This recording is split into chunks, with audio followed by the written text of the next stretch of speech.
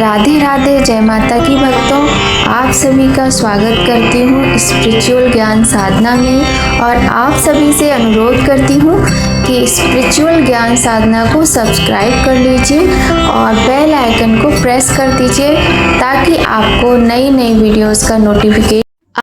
श्री शिवाय नमस्तुभ्यम। जय माता की। राधे राधे भक्तों, कैसे हैं आप सभी लोग। आशा करते हैं सभी लोग बहुत अच्छे होंगे। बताने के लिए कमेंट में जय माता की राधे राधे अवश्य ही लिखिएगा। भक्तों, आज फाल्गुन मास के शुक्ल पक्ष का प्रदोष व्रत है। क्योंकि आज मंगलवार का दिन है, इसलिए इसे भौम प्रदोष व्रत के नाम की संज्ञा दी जाती है। भक्तों, प्रदोष व्रत प्रत्येक महीने में 2 बार आता है, एक कृष्ण पक्ष में और एक शुक्ल पक्ष में। दोनों ही व्रत का बहुत अधिक महत्व होता है।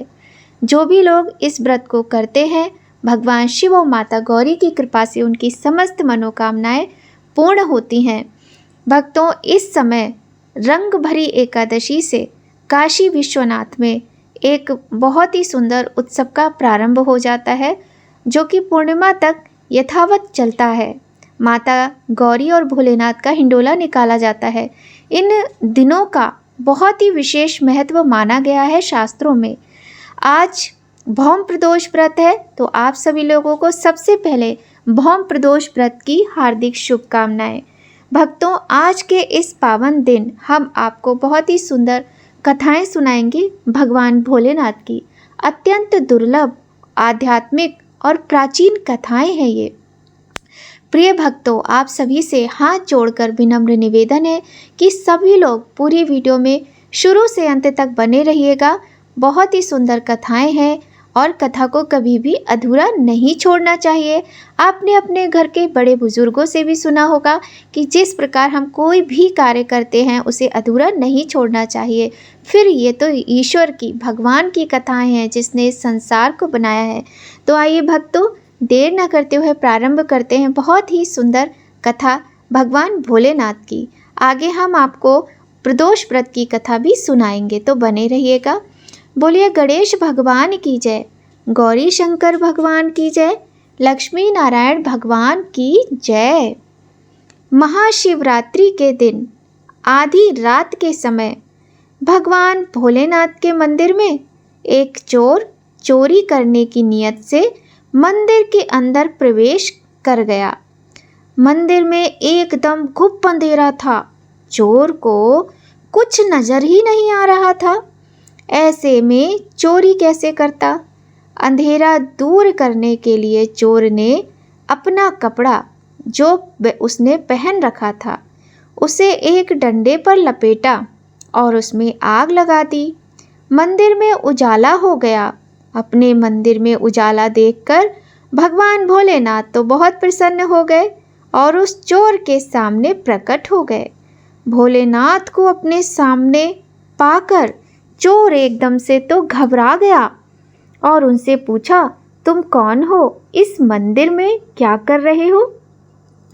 भगवान महादेव बोले, वत्स, ये मेरा ही मंदिर है। तुमने महाशिवरात्रि के दिन इस अंधेरे मंदिर को प्रकाशित किया है। मैं तो तुमसे बहुत प्रसन्न हूँ। मांगो, तुम्हें क्या चाहिए। अब चोर बहुत ही असमंजस में पड़ गया कि मैं तो आया था थोड़े धन के लालच में यहाँ चोरी करने, और ये आधे कपड़े पहने अघोरी बाबा कहाँ से आ गए। अब जो थोड़ा सा धन मुझे मिलना था वह भी गया। भगवान भोलेनाथ चोर के मन की बात समझ गए। वह चोर से बोले, तुम थोड़े से धन की चोरी के लिए मेरे मंदिर में आए थे, लेकिन मैं तुमसे बहुत प्रसन्न हूँ, इसलिए तुम्हें धन के राजा कुबेर का सिंहासन प्रदान करता हूँ। तुम कुबेर के सिंहासन पर विराजमान हो जाओ। ये सुनकर वह चोर बहुत प्रसन्न हुआ और कुबेर के पास पहुँच गया। कुबेर ने उस चोर से पूछा, तुम कौन हो, यहाँ क्यों आए हो। चोर बोला, अब यह सिंहासन मेरा है। भगवान भोलेनाथ ने प्रसन्न होकर मुझे कुबेर का सिंहासन प्रदान किया है। आज से मैं ही इस सिंहासन पर बैठूंगा। यह सुनकर उस सिंहासन पर विराजमान कुबेर जी नीचे उतर गए और वह चोर कुबेर के सिंहासन पर विराजित हो गया। भगवान भोलेनाथ की आज्ञा को ना मानने की हिम्मत किसी में नहीं है। इस तरह भोलेनाथ की कृपा पाकर एक चोर को कुबेर जी का स्थान मिला। पहले वाले कुबेर महाराज दुखी होकर भगवान नारायण के पास पहुँचे और भगवान विष्णु से अपनी समस्या बताई कि किस प्रकार एक चोर को उनके सिंहासन पर विराजित कर दिया भोलेनाथ ने। भगवान विष्णु बोले, भगवान शंकर ने वरदान स्वरूप उस चोर को कुबेर बनाया है, तो हम सबको उसे कुबेर के रूप में स्वीकार करना ही होगा। अब मैं इसमें कुछ भी नहीं कर सकता। इस प्रकार सभी देवतागण उस चोर को कुबेर के स्थान पर स्वीकार करने के लिए विवश हो गए। अब उस चोर के पास धन की कोई कमी नहीं थी। अब तो सारे धन का वह स्वामी था। धन के संबंधित सभी कार्य वह देखता था। एक दिन कुबेर जी ने अपनी पत्नी से कहा, भाग्यवान, हमारे पास अब धन की कोई कमी नहीं है, क्यों ना हम अपने घर सभी देवी देवताओं को भोजन पर आमंत्रित करें। पत्नी बोली, हाँ जरूर, यह तो बहुत अच्छी बात है। कुबेर जी ने सभी देवताओं को अपने घर पर भोजन के लिए आमंत्रित किया, लेकिन भगवान भोलेनाथ को भूल गए। अब कुबेर सभी देवताओं के स्वागत की तैयारी में लग गए। तभी एक दिन घूमते हुए नारद मुनि कुबेर जी के पास आ पहुँचे। बातों ही बातों में उन्होंने कुबेर से पूछा कि भगवान शिव जी को आमंत्रित किया है कि नहीं। कुबेर ने नारद मुनि को बताया कि वह भगवान शिव को आमंत्रित करना भूल गया। इस पर नारद मुनि ने कुबेर को धिक्कारते हुए बोला, जिस महादेव की कृपा से आज तुम कुबेर के सिंहासन पर बैठे हो, उन महादेव को ही आमंत्रित करना भूल गए। थोड़ी सी भी अगर तुम्हारे अंदर लज्जा बाकी है तो अभी जाकर महादेव को आमंत्रित करो। नारद मुनि से झाड़ खाकर कुबेर चले कैलाश महादेव को आमंत्रित करने के लिए। कैलाश पहुंचकर कुबेर महाराज ने भगवान भोलेनाथ का अभिवादन किया और बताने लगे, भगवान, मैं तो आपको आमंत्रित करना ही भूल गया था। वो तो नारद मुनि ने मुझे याद दिलाया, तब जाकर मुझे स्मरण आया कि आपको भी आमंत्रित करना है। बुरा लगने वाली बात थी, मुझे आमंत्रित करने के लिए नारद मुनि को याद दिलाना पड़ा और यहाँ आकर अपनी भूल मानने के बजाय तुम मुझे सुना रहे हो कि आप मुझे याद ही नहीं थे। किंतु भोले भंडारी ने बुरा नहीं माना, बल्कि मंद मंद मुस्कुराते हुए बोले, कहो कुबेर, मुझे किस लिए आमंत्रित करना चाहते हो। कुबेर इतराते हुए बोले, भगवान, मैंने अपने घर पर 33 कोटि देवी देवताओं को भोजन के लिए आमंत्रित किया है, अतः आपको कैसे छोड़ सकता था। आप भी मेरे घर भोजन करने के लिए पधारें। भगवान भोलेनाथ मुस्कुराते हुए बोले, मैं तो नहीं आऊँगा, मेरा पुत्र गणेश आपके घर भोजन करने पहुँच जाएगा। ठीक है भगवान, जैसा आप ठीक समझें। भोलेनाथ का अभिवादन कर कुबेर वहाँ से लौट चले और मन ही मन सोचे जा रहे थे कि ये इतने छोटे से गणेश कितना भोजन खा पाएंगे। उधर महादेव भी सोच रहे थे कि कुबेर को धन का घमंड हो गया है। भगवान सबके मन की बात जानते हैं। भगवान शंकर ने गणेश जी को बुलाया और कहा, कुबेर के यहाँ भोजन करने जाना है, तुम समय से वहाँ पहुँच जाना। जी पिताजी, मैं समय से पहले ही पहुँच जाऊँगा। वहाँ माता पार्वती जी और कार्तिकेय जी भी थे। जब कार्तिकेय ने सुना कि पिताजी गणेश जी को कुबेर के घर भोजन पर भेज रहे हैं, तब कार्तिकेय ने माता पार्वती से भोले बाबा की शिकायत करते हुए कहा, देखो माँ, बड़ा तो मैं हूँ, तो मुझे जाना चाहिए कुबेर के यहाँ भोजन करने, लेकिन पिताजी गणेश को वहाँ भेज रहे हैं, ऐसा क्यों। जवाब भोलेनाथ देते हैं, मैं जानता हूँ कि किसको कहाँ जाना उचित है। कार्तिकेय जी चुप हो गए। गणेश जी भोज वाले दिन समय से पहले ही कुबेर जी के यहाँ भोजन करने पहुँच गए। कुबेर के घर पहुंचकर गणेश जी ने आवाज़ लगाई, कुबेर भैया कहाँ हैं? मैं भोजन करने आ गया। आवाज़ सुनकर कुबेर जी की पत्नी बाहर निकली। देखा गणेश जी भोजन पर पधारे हैं। कुबेर जी की पत्नी ने अंदर जाकर कुबेर जी को बताया कि गणेश जी पधारे हैं भोजन करने। कुबेर जी बोले, इतना पहले भोजन करने पहुंच गया। खैर कोई बात नहीं, इतना छोटा सा बालक है, कितना खाएगा, उसे भोजन करा दो। 33 के कोटि देवी देवताओं के लिए 56 भोग तैयार हो चुका था। तरह तरह के पकवानों की बड़ी ही अच्छी सुगंध आ रही थी। भोजन की सुगंध जब गणेश जी के नाक में समाई, उनकी भूख और प्रबल हो गई। उन्होंने आवाज़ लगाई, भाभी जल्दी करो, भोजन की खुशबू से तो मेरी भूख और बढ़ गई। कुबेर जी की पत्नी ने खाना गणेश जी के आगे लगा दिया। गणेश जी ने भोजन करना शुरू किया और तुरंत ही थाली खाली हो गई। कुबेर जी की पत्नी ने और भोजन परोसा, वह भी तुरंत खत्म हो गया। अब भोजन लाया गया, गणेश जी ने वह भी कर लिया। भोजन आते जा रहा था और गणेश जी भोजन करते जा रहे थे।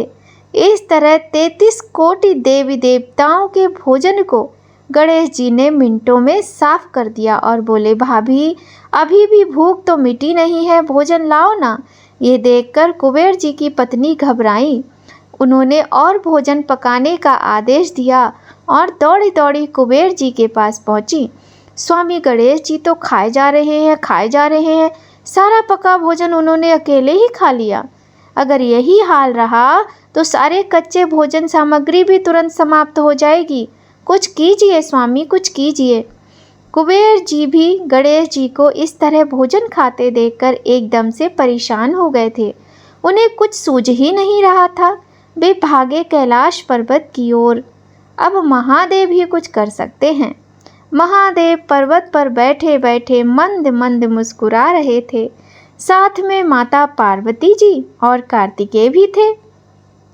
माता पार्वती ने भोलेनाथ से उनकी मुस्कुराहट का कारण जानना चाहा। तब भोलेनाथ बोले, अभी देखती जाओ पार्वती, तुम्हें मेरी मुस्कुराहट का कारण पता चल जाएगा। तभी कुबेर वहां भागकर आते दिखे। माता पार्वती समझ गईं कि जरूर गणेश ने कुछ शरारत की है। कुबेर जी के आते ही भोलेनाथ के चरणों में कुबेर जी गिर पड़े और प्रार्थना करने लगे, कृपा करके मुझे बचा लीजिए महादेव, मेरी प्रतिष्ठा बचा लीजिए। क्या हुआ कुबेर, आपने तो 33 कोटि देवी देवताओं को आमंत्रित किया है, सभी आपके घर भोजन के लिए पहुंचते ही होंगे। आपको उनके स्वागत के लिए वहां होना चाहिए। आप यहाँ क्या कर रहे हैं? महादेव अनजान बनते हुए बोले। महादेव से कोई बात तो छिपी रहती नहीं है, सब कुछ उन्हीं की इच्छा से होता है। इस सबसे अनजान कुबेर जी ने अपना दुखड़ा रोना प्रारंभ किया। महादेव, गणेश भोजन करने बैठे हैं तो उठने का नाम ही नहीं ले रहे हैं। सारी भोजन सामग्री समाप्त होने जा रही है। मेरी प्रतिष्ठा का प्रश्न है महादेव। मैंने सभी देवी देवताओं को भोजन के लिए आमंत्रित किया है, मैं उन्हें क्या खिलाऊंगा महादेव? महादेव मुस्कुराते हुए बोले, अरे कुबेर जी, आपको इस तरह की बात शोभा नहीं देती। आप तो धन के देवता हैं, आपको क्या कमी है? नहीं महादेव, मैं सचमुच बहुत परेशान हूँ, कुछ कीजिए महादेव, कुछ कीजिए। हाथ जोड़ते हुए कुबेर जी बोले। महादेव जी ने वहीं पर्वत शिखर पर बैठे बैठे हाथ बढ़ाकर एक दूर्वा कुबेर जी को देते हुए बोले, ये ले जाइए कुबेर जी, इसे आप गणेश को दे दीजिए, इसे खाते ही गणेश का पेट भर जाएगा। कुबेर जी दूर्वा लेकर जल्दी से अपने घर के लिए चल पड़े। रास्ते में कुछ दूर्वा और तोड़ लिए, ये सोचकर कि इतना भोजन करने वाले गणेश जी का एक दूर्वा से क्या होगा। घर पहुंचकर कुबेर जी ने वह दूर्वा गणेश जी को दिया और बोले, ये महादेव ने दिया है। गणेश जी समझ गए कि पिताजी की आज्ञा है। वह अपना पेट सहलाते हुए उठे और बोले कि अब जाकर मैं तृप्त हुआ हूँ, इस तरह कुबेर जी की प्रतिष्ठा बची और तभी से गणेश जी को प्रसन्न करने के लिए उन्हें दूर्वा अर्पित किया जाता है। बोलिए गणेश भगवान की जय। भक्तों, सभी लोग मिलकर बोलिए गौरी शंकर भगवान की जय। भक्तों, यदि कथा आपको अच्छी लग रही हो तो कथा को लाइक ज़रूर कीजिएगा, क्योंकि आप फिर भूल जाएंगे, इसीलिए अभी लाइक कर दीजिएगा। तो भक्तों, अब हम आपको सुनाते हैं प्रदोष व्रत की सुंदर कथा। एक गांव में एक गरीब ब्राह्मण रहता था। उसके पत्नी को धर्म के प्रति बड़ी ही निष्ठा थी।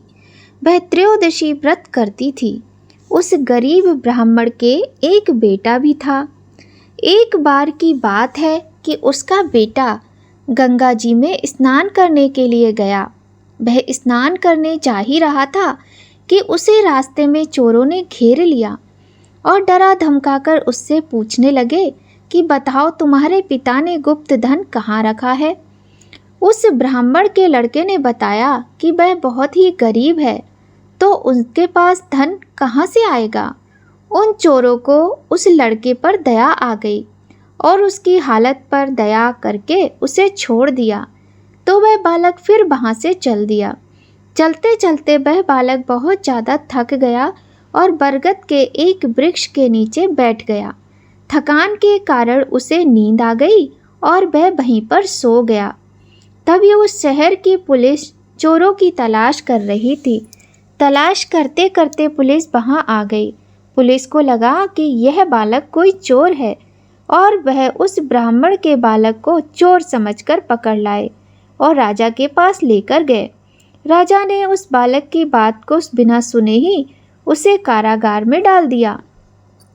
जब उस ब्राह्मण का लड़का घर नहीं लौटा तो उसकी माँ बहुत अधिक चिंता करने लगी। अगले दिन प्रदोष था।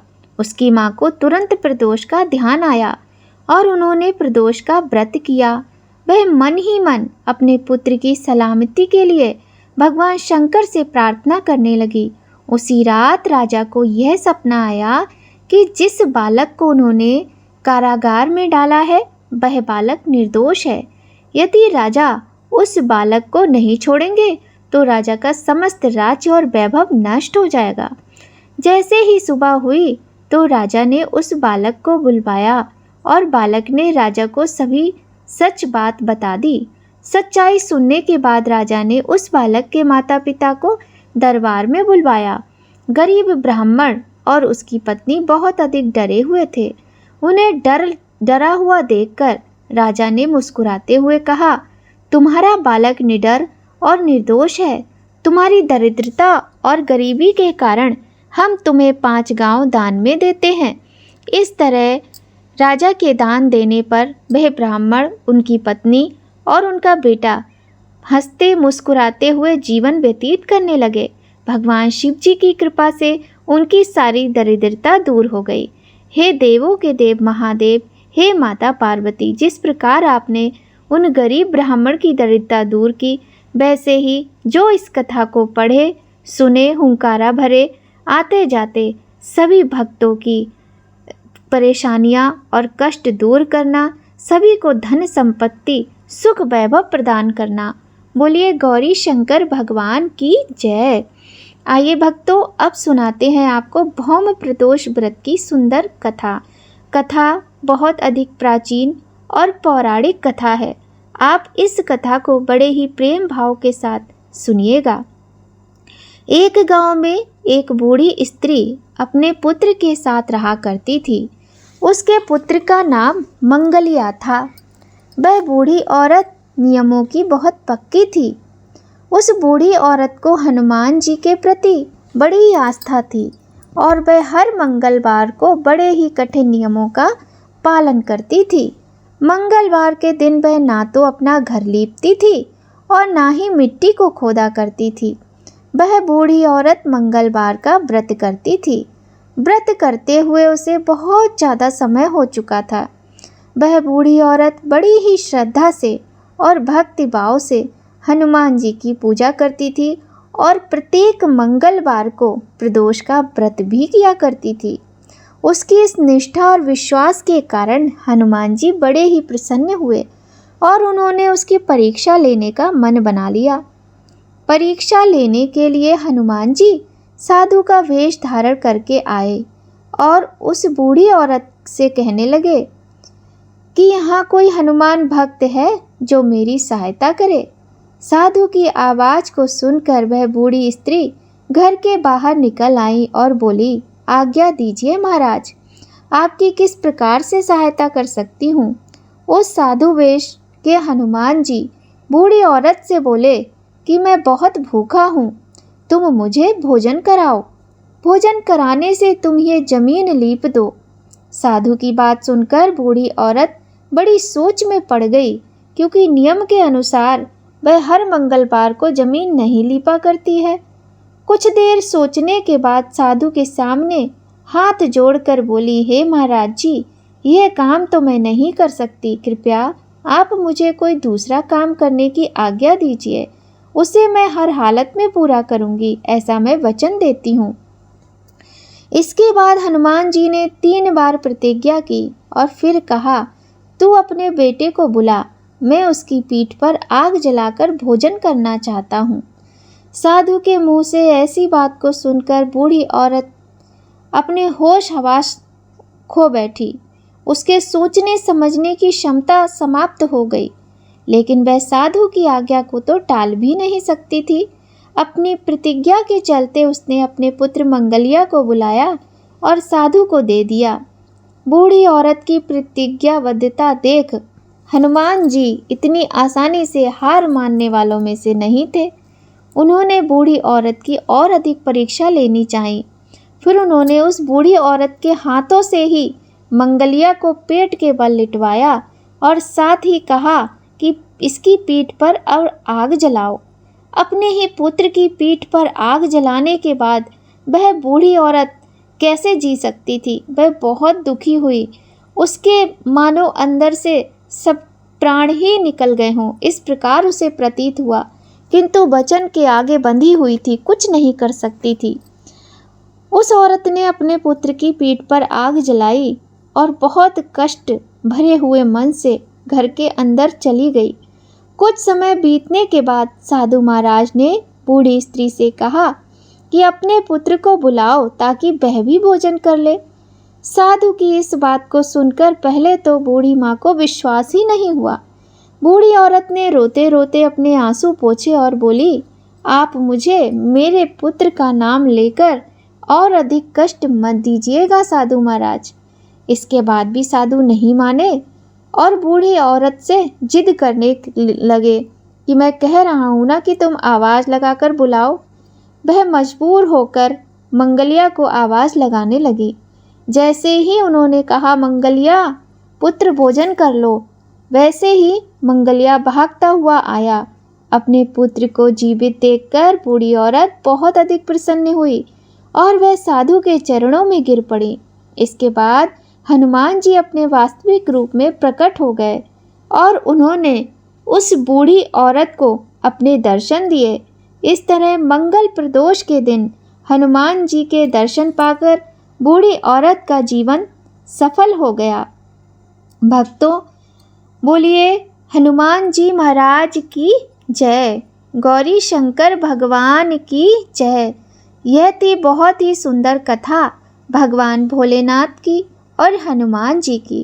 भक्तों, यदि आपकी कुंडली में कोई भी मंगल दोष होता है, मंगल दोष के कारण जीवन में बहुत परेशानियां आती हैं, बहुत सारे कष्ट आते हैं। अगर आपकी कुंडली में इस प्रकार का कोई दोष है तो आपको मंगल प्रदोष व्रत, भौम प्रदोष व्रत अवश्य ही करना चाहिए। ऐसा करने से हमारी कुंडली के मंगल ग्रह से संबंधित सभी दोष दूर होते हैं और जीवन में सुख शांति आती है। भक्तों, कथा आपको कैसी लगी कमेंट करके ज़रूर बताइएगा। यदि आपको आज की कथाएं अच्छी लगी हो तो वीडियो को लाइक ज़रूर कर दीजिएगा। आइए भक्तों, अब हम आपको बहुत ही सुंदर बिल्वाष्टकम स्तोत्र सुनाते हैं। बिल्वाष्टकम स्तोत्र का पाठ करने से भगवान भोलेनाथ की कृपा प्राप्त होती है। यदि आप प्रतिदिन इस स्तोत्र का पाठ करते हैं तो आपके जीवन के समस्त दुख दूर होकर सभी मनोकामनाएं पूर्ण होती हैं। त्रिदलम त्रिगुणाकारम त्रिनेत्रम च त्रियायुधम त्रिजन्म पाप संहारम एक बिल्वम शिवार्पणम। अखंड बिल्व पात्रेण पूजिते नंदिकेश्वरे शुद्धयन्ति सर्व पापेभ्यो एक बिल्वम शिवार्पणम। शालिग्राम शिलामेकाम विप्राणाम जातु चार्पेत सोमयज्ञ महापुण्यम एक बिल्वम शिवार्पणम। दंतिकोटि सहस्त्राणि वाजपेय शतानि च कोटिकन्या महादानम एक बिल्वम शिवार्पणम। लक्ष्म्या स्तनुत उत्पन्नम महादेवस्य च प्रियम बिल्ववृक्षम प्रयच्छामि एक बिल्वम शिवार्पणम।